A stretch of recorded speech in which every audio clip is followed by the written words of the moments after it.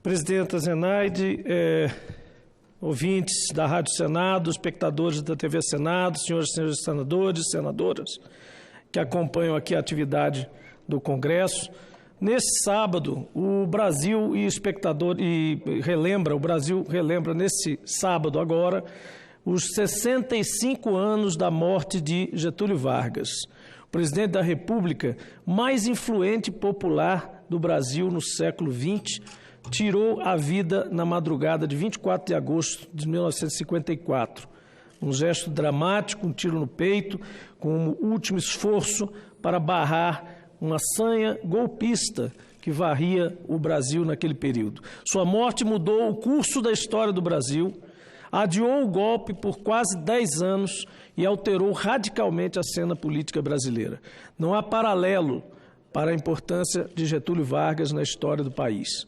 Foi ele quem criou o Estado brasileiro moderno, ao fundar a Petrobras, a Eletrobras, criar a Companhia Siderúrgica Nacional, estabelecer um marco legal para a relação entre capital e trabalho.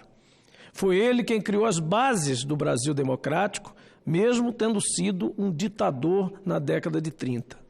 A história do Brasil é realmente paradoxal. O ideário de Vargas de tornar o Brasil uma nação moderna, com justiça social e oportunidade para todos, parece hoje distante. A sensação é agravada pelos retrocessos do presente, senhora presidente.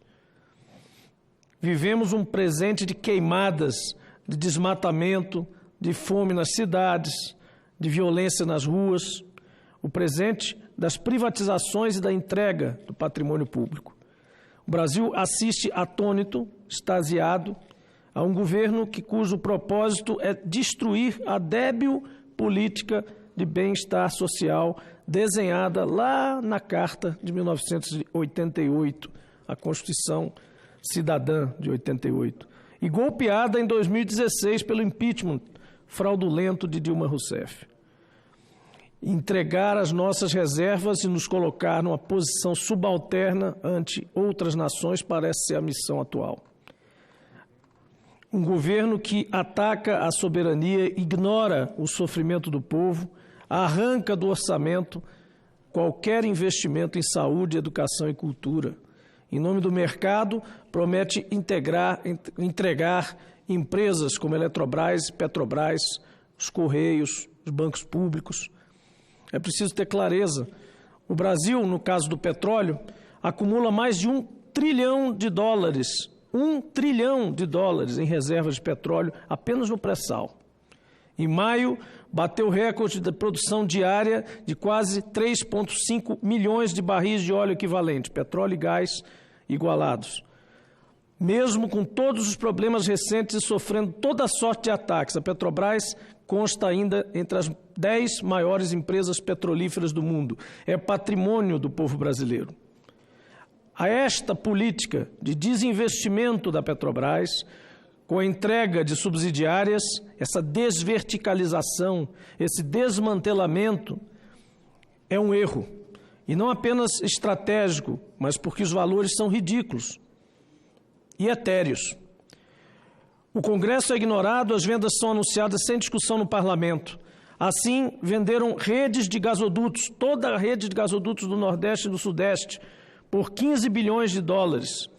A do Sudeste já devolveu o dinheiro para os compradores na forma de pedágio para usar os dutos. Entregaram o controle da BR Distribuidora por $8,6 bilhões, aliás, de reais.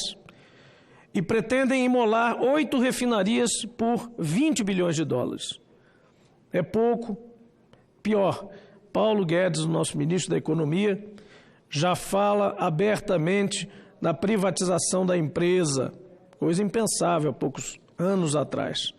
Roberto Castelo Branco, presidente da empresa, o presidente da empresa já solicita o fim do regime de partilha do pré-sal. A própria empresa regulada pedindo que tipo de sistema regulatório quer que tenha para ela. Não é possível que o agronegócio, a indústria, os militares não vejam o potencial destrutivo do desmanche promovido na Petrobras. Fala-se pouco, mas é preciso ter clareza.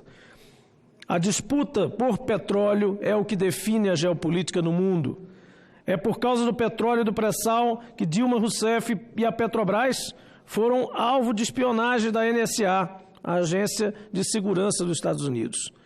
É por causa do petróleo e do pré-sal que a Lava Jato, sob a desculpa de travar a guerra contra a corrupção, atacou a própria Petrobras, induzindo a forjar um acordo com o Departamento de Justiça americano, lembram-se? Obrigando-a a pagar 2,5 bilhões de reais para um fundo privado, além da multa de 682,5 milhões de dólares a investidores americanos.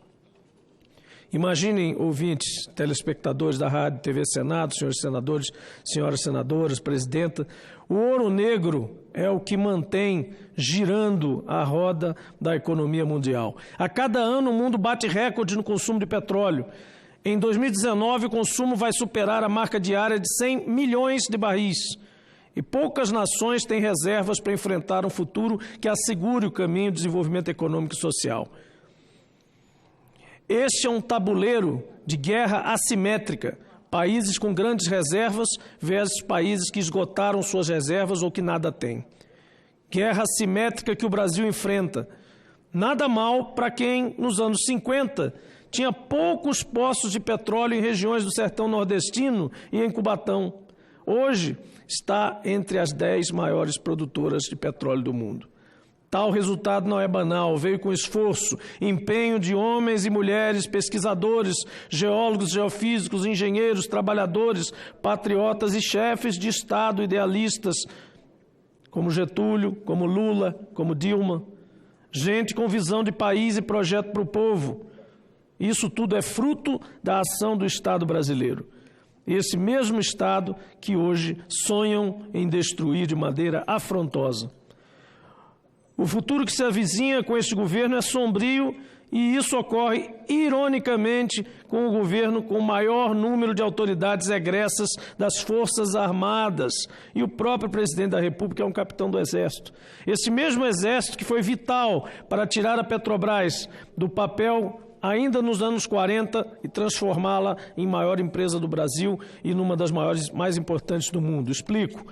O sonho da Petrobras nasceu dentro do Exército. Em 1938, o Estado-Maior das Forças Armadas foi quem primeiro apontou a necessidade de uma política para o petróleo, propondo um monopólio estatal. Em 29 de abril de 1938, Getúlio Vargas criou o Conselho Nacional do Petróleo, restringindo o refino de óleo a empresas formadas por brasileiros natos. O primeiro presidente do Conselho foi o general Horta Barbosa. Foi quando o petróleo jorrou pela primeira vez, em 1939, em Lobato, na Bahia. Também foi sob a liderança deste militar que foram iniciados os estudos para a refinaria de Mataripe, também na Bahia. O que hoje é realidade palpável em reservas robustas de petróleo parecia uma miragem há 70 anos, senador Eumano.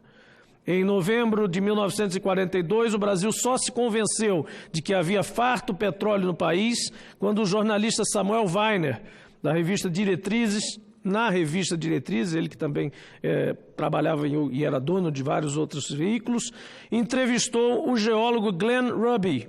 E esse americano, responsável pela descoberta de petróleo na Terra do Fogo, abriu o jogo, aspas, existe muito petróleo no Brasil. 1942, e advertiu, só as nações que controlam sua energia podem controlar seu destino. Entre 1945 e 1953, quando Getúlio criou a Petrobras, foi pela ação dos militares que o sonho de o Brasil desenvolver uma indústria de petróleo deixou de ser miragem e passou a ser possível. Em 1947, o Clube Militar deflagrava um movimento contrário à abertura do mercado de petróleo ao capital estrangeiro. Nos debates, o general Horta foi quem fez a defesa fervorosa do monopólio estatal de então. Em 21 de abril de 1948, um ato do Automóvel Clube do Rio marcava a ampla rejeição dos brasileiros ao projeto do Estatuto do Petróleo que abria o mercado. Nascia ali o Centro de Estudos de Defesa do Petróleo, uma entidade civil que reuniu militares, civis, intelectuais, estudantes e trabalhadores em torno da campanha do Petróleo é Nosso. O centro era presidido pelo general Felicíssimo Cardoso, chamado General do Petróleo, que era tio do ex-presidente Fernando Henrique Cardoso. Quando Getúlio Vargas iniciou seu segundo governo, em 51, o movimento de opinião pública tinha preparado o terreno para um projeto de lei que viria a dar vida à Petrobras. Entre 51 e 53, o país assistiu a um intenso debate sobre a conveniência de se criar uma empresa para explorar e refinar petróleo. Até que, em 21 de setembro de 1953, a Câmara aprovou o projeto. Nascia a Petrobras, empresa de capital misto, com controle da União. A Lei 2004, sancionada por Getúlio em 3 de outubro de 53. 6 meses depois, em 10 de maio de 54, a Petrobras entrava em atividade. Herdava do Conselho Nacional do Petróleo, criado nos anos 30 pelo Exército, poucos campos de petróleo com capacidade de produção diária de 2.700 barris, além da refinaria de Mataripe, que processava 2.500 barris por dia. Quando Getúlio se suicidou, dali a 3 meses, pressentia que estava em jogo o destino da nação, cujas reservas de petróleo já eram alvo da cobiça de interesses. Na sua carta de despedida, em que diz sair da vida para entrar na história, aponta, aspas, quis criar a liberdade nacional na potencialização das nossas riquezas através da Petrobras. Mal começa esta a funcionar, a onda de agitação se avoluma. A Eletrobras foi obstacularizada até o desespero. Não querem que o trabalhador seja livre, não querem que o povo seja independente. Aspas. Nos anos 70, em plena ditadura militar, sob a liderança do general Ernesto Geisel, a Petrobras deu outro salto. Além de prospecção, produção e refino, transformou a insuficiência em superávit. Geisel implementou a política de conteúdo nacional por meio de fortalecimento das compras internas. Com isso, milhares de empresas nacionais se desenvolveram. Na administração desse general, construiu-se mais refinarias e começou a exploração em águas profundas, que resultou nos anos 2000 na descoberta do pré-sal pelo governo Lula. A amarga ironia dos nossos tempos é que os militares, defensores da criação da Petrobras e que lutaram dentro e fora do governo e do Brasil em defesa dos interesses nacionais, hoje estão calados quanto ao destino do país e da empresa. Não se sabe o que generais pensam da venda de ativos da Petrobras, das refinarias aos gasodutos, passando pela distribuidora, ou do desmanche da empresa cuja política de preços com paridade no dólar é uma afronta à soberania e joga fora, joga por terra a autossuficiência em petróleo conquistada. Nem mesmo o que pensam da própria venda da Eletrobras, que é a holding das holdings do setor elétrico. O presidente Jair Bolsonaro, que nos anos 90 era crítico à quebra do monopólio do petróleo aprovada por Fernando Henrique Cardoso, hoje tem o neoliberalismo, mais propriamente eu prefiro chamar de neoconservadorismo, como bandeira. O capitão do Exército é quem mantém no seu ministério um grupo de economistas que aposta apenas nesse neoliberalismo tardio, moldado pela Escola de Chicago, incapaz de acenar com dias melhores para o povo. O mesmo governo que mantém inalterado o status quo, remunerando os mais ricos, mantendo o país com a maior concentração de renda do planeta e as mais elevadas taxas de desigualdade entre todas as democracias. É triste que seja assim, é difícil encarar o fato de que o Exército do general Horta Barbosa, do general Felicíssimo, do general Geisel, de tanto nacionalismo, esteja silente ante os desmandos e ataques à soberania nacional. Nos 65 anos da morte de Getúlio, o Brasil parece retroceder no tempo.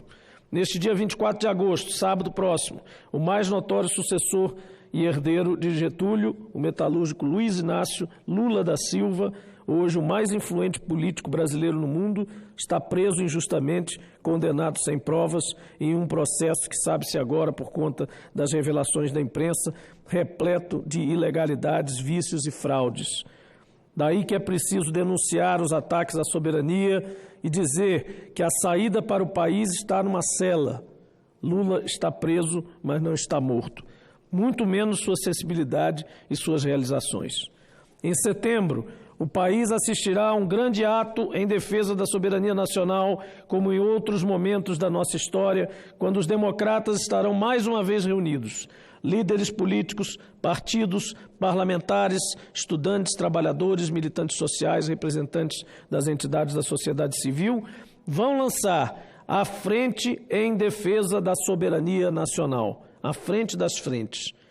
A luta contra os desmandos que nos obriga a nos mantermos alertas e firmes e a apresentar críticas democráticas a tudo que está acontecendo. Não percamos a esperança. Viva Getúlio, viva Lula, viva o povo brasileiro. Obrigado, presidente.